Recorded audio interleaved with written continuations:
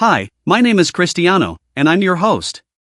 Joining me today is my co-host, Scarlett. Can you explain how someone learning English can effectively tell a short story or personal anecdote, including what expressions, grammar, and structure they should use to make it clear and engaging? Hey everyone, I'm Scarlett Johansson. Excited to be here and looking forward to a great conversation with you all. Hello, friends, Scarlett Johansson is my name.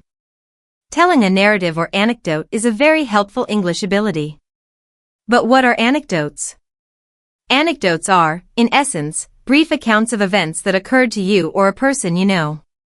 Naturally, we are not referring to the classic tales that start with "Once upon a time there lived a king." Here, in particular, we will study how to express your prior experiences in words. Now consider the circumstances in which you can narrate a story. When you are discussing your past with a friend, or when you are providing specifics on an event from the past, like what transpired during a job interview, party, or trip.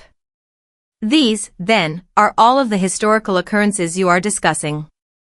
Consequently, they are undoubtedly stories. Let's see how to start a story. It's crucial that you connect your thoughts before we start telling our story. Your stories are always brief and grammatically correct, and you connect and order your thoughts. Let's look at how you might start your story now. First of all, or to begin with, are some terms that can assist you get your story started. Hey, you know what, it reminds me of telling you what happened during that party yesterday, you might say to someone. This is how you begin. Perhaps this is how you would begin a conversation. After that, you could use phrases like firstly. To begin with, I unlocked the closet and took out my clothing. Or perhaps I should say that we went to John's house for the party first.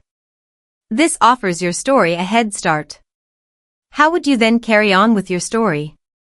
The words then, after that, or next would connect your story. I began my story by explaining that we initially attended a party at John's house before getting drunk. I've linked the story here. Next, there are interruptions or new aspects that are added to your story. You can use words that are abrupt or unexpected to add new elements or to disrupt your story. How would you approach telling your story? We first attended the party at John's house before getting wasted. Everyone was dancing, enjoying their drinks, and having a fantastic time when Amy abruptly slid off the bar. Now that your story has been interrupted, what occurred next? How would you conclude your story if Amy had abruptly fallen off the bar? Perhaps she was too inebriated. Since that is the most significant aspect of the narrative.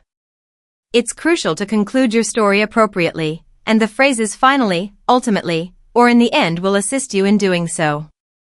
As you might imagine, we all hurried to Amy after she fell from the bar, and eventually we had to pick her up and take her home.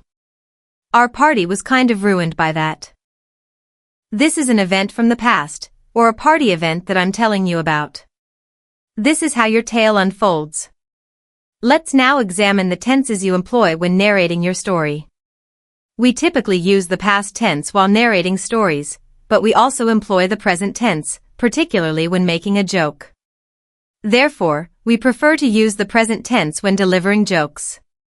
The present tense is often used when you want to convey a strong narrative or dramatic effect. When describing a scene from a movie, for instance, you could say, "Oh, she enters the room and the door behind her closes." Therefore, I'm employing the present tense to give this story a really dramatic effect. However, as I mentioned before, we typically employ the past tense when narrating stories.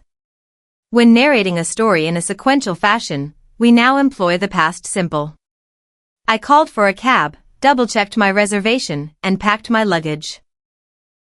The past simple form is what I'm using because I'm following a chronological order. For instance, I took my clothing out of the closet, put them in the laundry, and picked them up the next morning. Thus, you are employing the past simple form and proceeding in a sequential manner. The past continuous comes next. When should we use the past continuous now? When you might be providing a story's backdrop. For instance, we were traveling along the freeway when the sun was shining brightly and all of a sudden there was a puppy beneath a car. The past continuous form is used here because we are providing background information or illustrating the story's development. Therefore, while discussing a previous event, you should utilize these tenses. Naturally, keep in mind that you are narrating a narrative rather than delivering a lecture. Therefore, it's critical that you utilize appropriate language. Use adjectives like great, fantastic, or fantastic. Instead of only stating that it was good or awful, use some kind words. Thus, adjectives like magnificent, fantastic, terrible, and petrifying can be used. Therefore, you can use these specific terms when narrating a story. Exaggeration is always an option. Please don't make it sound like a lecture, as I mentioned. Make use of more appropriate language to project confidence. And you'll succeed, I'm sure. I wish you well in that endeavor and will see you in your upcoming class. In the meantime, be careful.